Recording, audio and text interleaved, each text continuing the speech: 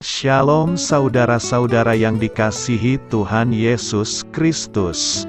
Selamat pagi, selamat berjumpa dalam renungan pada pagi hari ini. Selamat beraktivitas dan selamat melayani Tuhan. Kita bersyukur karena kemurahan Tuhan. Hari ini kita boleh bangun dengan kekuatan baru. Semua karena anugerah Tuhan. Saat ini sebelum kita mendengarkan renungan firman Tuhan, marilah sama-sama kita berdoa.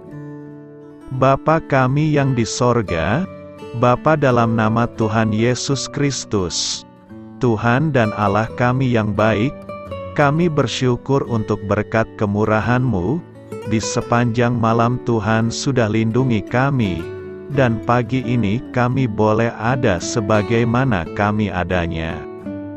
Semua karena berkat kemurahan Tuhan. Saat ini kami mau mendengarkan sabda firman-Mu.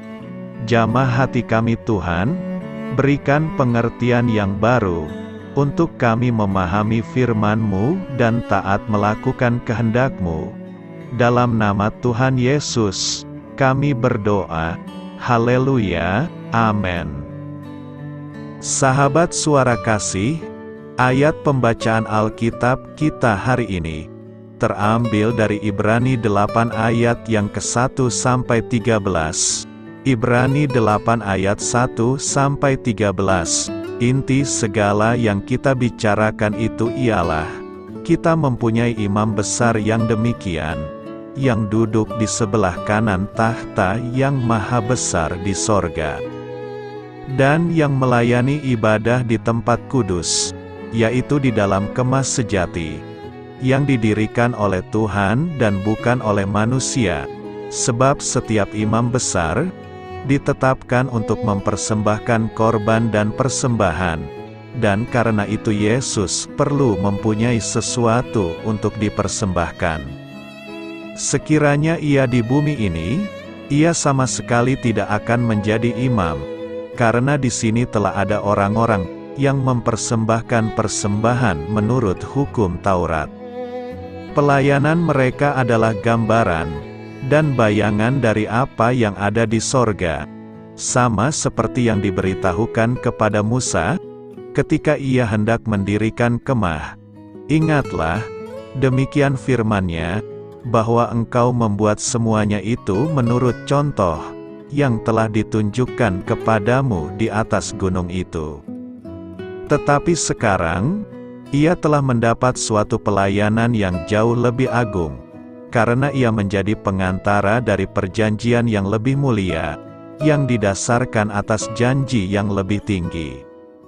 Sebab, sekiranya perjanjian yang pertama itu tidak bercacat, tidak akan dicari lagi tempat untuk yang kedua, sebab ia menegur mereka, ketika ia berkata, sesungguhnya, akan datang waktunya, demikianlah firman Tuhan, aku akan mengadakan perjanjian baru, dengan kaum Israel dan dengan kaum Yehuda. Bukan seperti perjanjian, yang telah kuadakan dengan nenek moyang mereka, pada waktu aku memegang tangan mereka, untuk membawa mereka keluar dari tanah Mesir, sebab mereka tidak setia kepada perjanjianku, dan aku menolak mereka, demikian firman Tuhan. Maka inilah perjanjian yang kuadakan dengan kaum Israel sesudah waktu itu. Demikianlah firman Tuhan, aku akan menaruh hukumku dalam akal budi mereka, dan menuliskannya dalam hati mereka, maka aku akan menjadi Allah mereka, dan mereka akan menjadi umatku. Dan mereka tidak akan mengajar lagi sesama warganya, atau sesama saudaranya dengan mengatakan, kenallah Tuhan, sebab mereka semua, besar kecil, akan mengenal aku. Sebab aku akan menaruh belas kasihan terhadap kesalahan mereka, dan tidak lagi mengingat dosa-dosa mereka. Oleh karena ia berkata-kata tentang perjanjian yang baru, ia menyatakan yang pertama sebagai perjanjian yang telah menjadi tua, dan apa yang telah menjadi tua dan usang, telah dekat kepada kemusnahannya. Sahabat Suara Kasih, ayat emas renungan kita hari ini adalah Ibrani 8 ayat 12. Sebab aku akan menaruh belas kasihan terhadap kesalahan mereka, dan tidak lagi mengingat dosa-dosa mereka. Judul renungan kita hari ini adalah Mendapat Belas Kasih Tuhan, ditulis oleh Bayles Conley. Sahabat Suara Kasih, kita semua akrab dengan kisah anak yang hilang. Setelah menghabiskan warisan dari ayahnya, dia sadar dan kembali ke rumah, dengan harapan dia bisa menjadi pelayan ayahnya. Saat sang anak pulang, ayahnya bahkan menyambut dia dan memakaikan jubah, cincin dan sandal terbaik.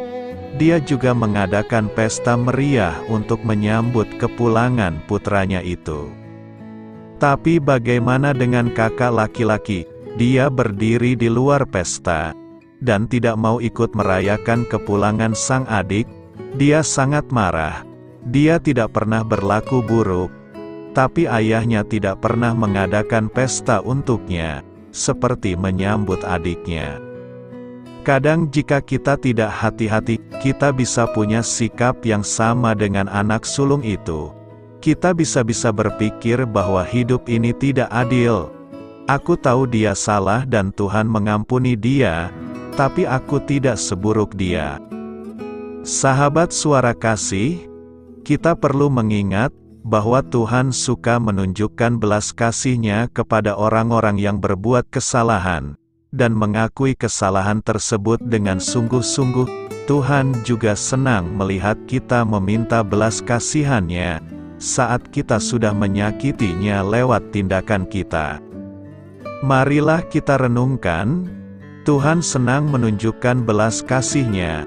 Karena itu, jadilah orang yang berbelas kasih kepada orang yang membutuhkan. Amin. Tuhan Yesus memberkati. Sahabat Suara Kasih, demikianlah renungan firman Tuhan pada pagi hari ini. Semoga menjadi berkat bagi hidup kita, dan sebelum kita memulai segala aktivitas kita di pagi hari ini, marilah kita berdoa.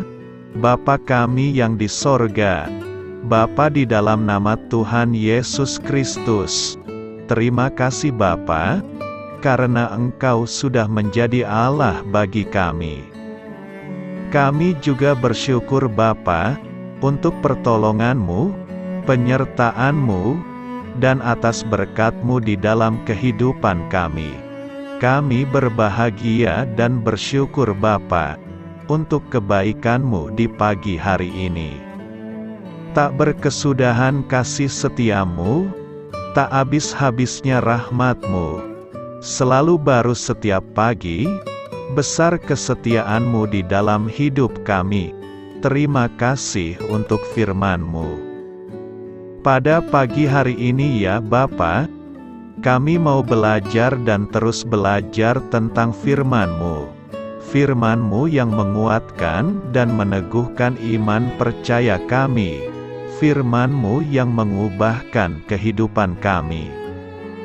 Kami mau berjalan bersama dengan Engkau di sepanjang kehidupan kami Bapa, agar kami tidak tersesat di dalam dunia ini.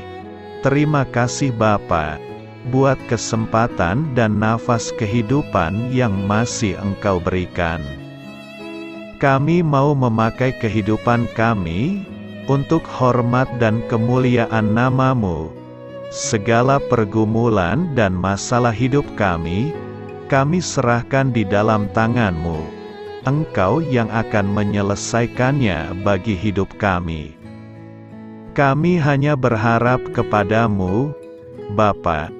Hamba berdoa untuk saudara-saudara kami, yang sudah mendengarkan renungan firman-Mu pada pagi hari ini, yang saat ini sedang mengalami sakit penyakit, pergumulan, masalah, kebutuhan ekonomi. Kiranya Engkau yang jamah, sembuhkan dan pulihkan. Berkati juga perekonomian mereka, serta berikan jalan keluar di setiap pergumulan masalah yang mereka sedang hadapi. Dan ajarlah kami Bapa, untuk selalu berharap dan percaya sepenuhnya kepada Tuhan Yesus. Kiranya Engkau yang terus memberkati kehidupan kami, keluarga kami, dan sanak saudara kami, daerah tempat tinggal kami, bangsa dan negara kami, pemerintah-pemerintah kami. Biarlah semuanya dalam perlindungan-Mu Bapa, dan jadilah sesuai dengan kehendak-Mu yang terbaik di dalam kehidupan kami. Dan pada pagi hari ini ya Bapa, kami mau berterima kasih buat perlindungan-Mu di sepanjang malam yang telah kami lewati. Pagi hari ini, kami akan memulai aktivitas kami sebagaimana mestinya. Kami yakin dan percaya, perlindungan-Mu tetap ada di dalam hidup kami, dan juga di sepanjang hari yang akan kami lewati ini. Terima kasih Bapa. Inilah yang menjadi doa dan permohonan kami. Dalam nama Tuhan Yesus Kristus, kami berdoa. Amin.